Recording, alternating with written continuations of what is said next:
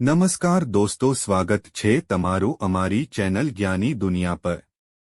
દોસ્તો, જો ઘરમાં સુખ શાંતિ નથી, તણાવ છે, તો આજથી જ આ 8 કામ કરવાનું શરૂ કરો। દરેક વ્યક્તિ પોતાના જીવનમાં વિકાસ, સમૃદ્ધિ અને સ્વાસ્થ્ય ઈચ્છે છે। જો કે કેટલીકવાર આપણા તમામ પ્રયત્નો છતાં આપણે દુઃખ અને મુશ્કેલીઓનો સામનો કરવો પડે છે। ક્યારેક તેનું કારણ ઘરનું વાસ્તુ પણ હોઈ શકે છે। વાસ્તુશાસ્ત્ર અનુસાર ઘરમાં રાખવામાં આવેલી વસ્તુઓની જગ્યા બદલવાથી તમને ફાયદો થઈ શકે છે। તમારા ઘરમાં અને તમારા જીવનમાં સકારાત્મકતા લાવવા માટે વાસ્તુશાસ્ત્ર ખૂબ જ મહત્વપૂર્ણ છે। આવો જાણીએ ઘરમાં સુખ સમૃદ્ધિ માટે કઈ વાસ્તુ ટિપ્સ અપનાવવી જોઈએ। પરંતુ તે પહેલા, જો તમે પણ ઈચ્છો છો કે માતા રાનીનો આશીર્વાદ તમારા પર રહે, તો આ ચેનલને સબસ્ક્રાઇબ કરો, વિડીયોને લાઇક કરો અને કોમેન્ટ બોક્સમાં તમારા હૃદયથી લક્ષ્મી માતા લખો। તમારે વિડીયો લાઇક કરવો જ જોઈએ। ક્યારેક તમે લોકો ભૂલી જાવ। તમારી લાઇક વધુ વિડીયો બનાવવા માટે અમારું મનોબળ વધારશે।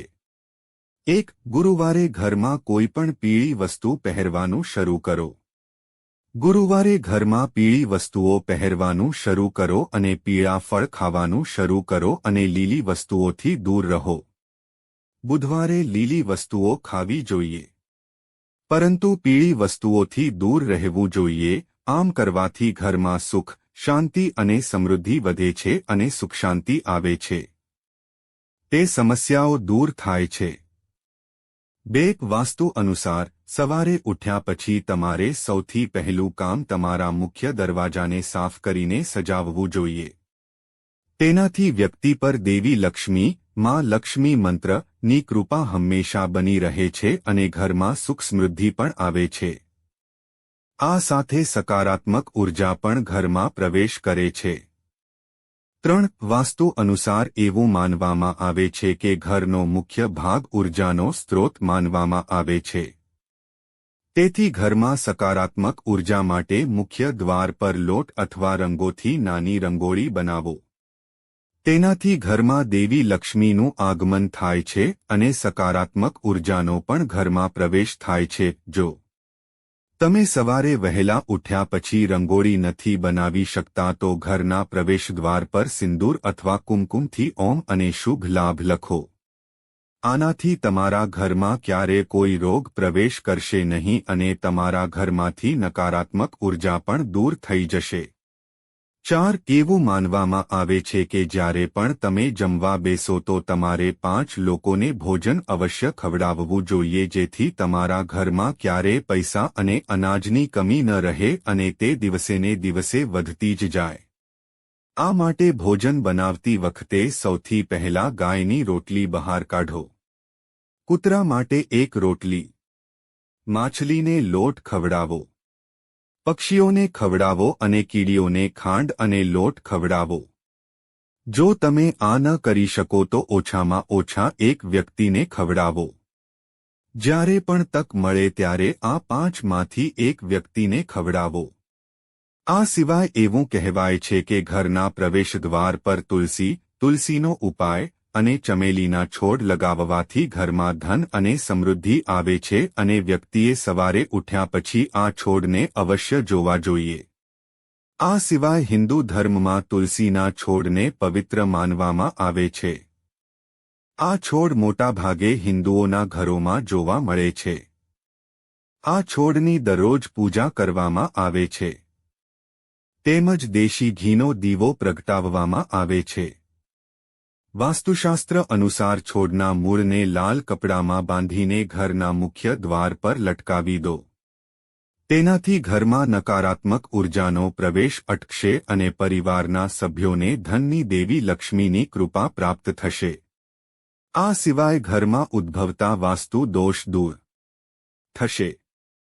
5. જો ઘરની રખાત સવારે ઉઠીને સૌથી પહેલા ઘરના મુખ્ય દ્વાર પર પાણીનો વાસણ રેડે છે, તો તેનાથી દેવી લક્ષ્મીના ઘરમાં પ્રવેશવાનો માર્ગ ખુલી જાય છે। બીજી તરફ જો તમે ઘરમાં સુખ શાંતિ હાંસલ કરવા માંગતા હોવ તો દર અમાવાસ્યાના દિવસે ઘરને સારી રીતે સાફ કરો, ઘરમાં નકામી વસ્તુઓ ન રાખો, કાચી લસ્સી અને 5 અગરબત્તીઓ પ્રગટાવો. તે જ સમયે જો તમે ઘરની સુખશાંતિ બની રહે તેવું ઈચ્છતા હોવ તો પૂજા રૂમમાં અને મુખ્ય દ્વાર પર સવાર સાંજ એક દીવો પ્રગટાવો. સવારે અને સાંજે ઘરના મંદિરની પૂજા અને આરતી કરો. 6. જો તમે ઈચ્છો છો કે તમારા ઘરમાં સુખ આવે તો ઘરમાં લાફિંગ બુદ્ધા લાવો, કારણ કે લાફિંગ બુદ્ધાને સુખ અને સમૃદ્ધિનું પ્રતીક માનવામાં આવે છે. વાસ્તુશાસ્ત્ર અનુસાર લાફિંગ બુદ્ધાને ઘરમાં રાખવાથી સુખશાંતિ રહેશે અને પરિવારના સભ્યને આર્થિક તંગીનો સામનો કરવો નહીં પડે. આ સિવાય જો તમે બેડરૂમમાં ડૂબતા જહાજ, મહાભારત યુદ્ધ કે હિંસક પશુપક્ષીઓની તસવીર રાખી હોય તો તે દાંપત્ય જીવનમાં તણાવ પેદા કરી શકે છે. તેથી તેમને આજે જ દૂર કરો. 7. ઝાડુ ન કરો. તમારે ક્યારે સૂર્યાસ્ત સમયે અથવા ભૂલથી પણ ઝાડુ ન મારવું જોઈએ. એવું માનવામાં આવે છે કે આ કામ કરવાથી ધનની દેવી લક્ષ્મી નારાજ થઈને ઘરની બહાર નીકળી જાય છે, જેના કારણે તમારે પૈસાની તંગીનો સામનો કરવો પડી શકે છે. 8. કપૂર બાળો. જો કે પૂજાના સમયે કપૂર સળગાવવામાં આવે છે, પરંતુ રાત્રે સૂતા પહેલા તમારે કપૂરને ઘીમાં બોળીને બાળી લેવું જોઈએ. આ સાથે તેનો ધુમાડો આખા ઘરમાં ફેલાવો. એવું માનવામાં આવે છે કે આવું કરવાથી ઘરમાં શાંતિ જળવાઈ રહે છે, તેમજ ઘરની નકારાત્મક ઉર્જા બહાર જાય છે. 9. મીઠું. મીઠું નકારાત્મકતાને દૂર કરવામાં ખૂબ અસરકારક છે. જો તમે ઈચ્છો તો મીઠાનું બંડલ બનાવીને ઘરના એક ખૂણામાં રાખો, જેથી કોઈ તેને જોઈ ન શકે. તેનાથી ઘરમાં ખુશીઓ પાછી આવશે. 10. વાસ્તુશાસ્ત્ર અનુસાર ઘરનો ઉત્તર પૂર્વ ખૂણો સૌથી પવિત્ર અને સકારાત્મક ફળદાયી ભાગ છે. આ ખૂણામાં દેવી દેવતાઓનો વાસ છે, તેથી જીવનમાં પ્રગતિ અને સફળતા મેળવવા માટે આ સ્થાનને હંમેશા પ્રકાશ અને સ્વચ્છ રાખવું જોઈએ. આ સ્થાન પર પૂજા સ્થાન હોવું ખૂબ જ શુભ હોય છે. 11. વાસ્તુશાસ્ત્રમાં પાણીના બિનજરૂરી ટીપાં નાખવાથી આર્થિક નુકસાન થાય છે. વાસ્તુ અનુસાર નળ કે ટાંકીમાંથી પાણી ટપકવું શુભ માનવામાં આવતું નથી. જે ઘરોમાં નળનું પાણી ટપકતું હોય ત્યાં સુખ અને સમૃદ્ધિ લાંબો સમય ટકી શકતી નથી. ઘરમાં સુખ સમૃદ્ધિ અને શાંતિ માટે આ દોષને તરત જ દૂર કરવો જોઈએ. જ્યોતિષશાસ્ત્રમાં ઘણા ગ્રહો શુભ પરિણામ આપે છે, તેમાંથી ગુરુ સુખ, સમૃદ્ધિ અને સમૃદ્ધિ માટે જવાબદાર ગ્રહ છે. બૃહસ્પતિ ગ્રહને જીવનમાં બળવાન બનાવવા માટે મોપના પાણીમાં થોડું મીઠું અને હળદર મિક્સ કરીને મોપ કરો. આ ઉપાયથી જીવનમાં પ્રગતિની તકો હંમેશા વધે છે. 12. દરરોજ ભગવાનની પૂજા કરવી જોઈએ અને ઘરમાં અગરબત્તી પ્રગટાવવી જોઈએ. તેનાથી ઘરનું વાતાવરણ સકારાત્મક રહે છે. પૂજા કરતી વખતે ચહેરો હંમેશા પૂર્વ કે ઉત્તર તરફ હોવો જોઈએ. ઘરનો દરેક ખૂણો સાંજે પ્રગટાવવો જોઈએ, કારણ કે અંધકારને નકારાત્મકતા અને દુષ્ટ શક્તિઓનું કારક માનવામાં આવે છે. 13. શાસ્ત્રો અનુસાર એવું માનવામાં આવે છે કે ઘરમાં ભોજન બનાવ્યા બાદ સૌથી પહેલા ભગવાનને અર્પણ કરવામાં આવે છે, જેના કારણે ઘરમાં ભોજન અને પૈસાની કમી નથી રહેતી. એટલા માટે સૌથી પહેલા ભગવાનને કોઈ પણ વાસણ વગર ભોજન અર્પણ કરો અને ધ્યાન રાખો કે રસોડામાં કોઈ પણ વાસણ ન રાખો, જેથી દેવી લક્ષ્મી ક્રોધિત થાય છે અને તેમનો ગુસ્સો તમારા પર પડે છે.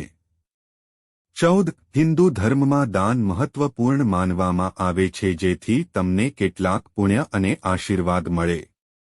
તેથી અનાજનું દાન કરવું પણ શુભ માનવામાં આવે છે. પછી જ્યારે તમે ભૂખ્યા વ્યક્તિને અનાજ આપો ત્યારે તે વધુ મહત્વનું બની જાય છે. તેનાથી તમને પુણ્ય અને ભૂખ્યા વ્યક્તિને ભોજન મળે છે. જો તમે સમર્થ હોવ તો બ્રાહ્મણ ગરીબોને અન્ન કે અન્નનું દાન કરો, જેથી ગુણો અદૃશ્ય દોષોનો નાશ કરે અને પરિવારને મુશ્કેલીમાંથી બચાવે. આ દાન માત્ર તમને જ નહીં પણ તમારી આવનારી પેઢીઓને પણ લાભદાયી થશે. 15. જો ઘરમાં કોઈ મશીન કે સાધન તૂટી ગયું હોય તો તેને તરત જ રિપેર કરાવો અથવા બદલો. તૂટેલા મશીનો કે સાધનસામગ્રી કે જંકના રૂપમાં રાખવામાં આવેલા સાધનોને કારણે ઘરમાં નકારાત્મકતા વધે છે, જેના કારણે ઘરમાં માનસિક તણાવ, બીમારીઓ અને પરેશાનીઓ વધે છે. ઘરની ઉત્તર અથવા દક્ષિણ પૂર્વ દિશામાં ફુવારો મૂકો. એવું માનવામાં આવે છે કે આ ઉપાય કરવાથી ઘરમાં સુખ સમૃદ્ધિ આવે છે.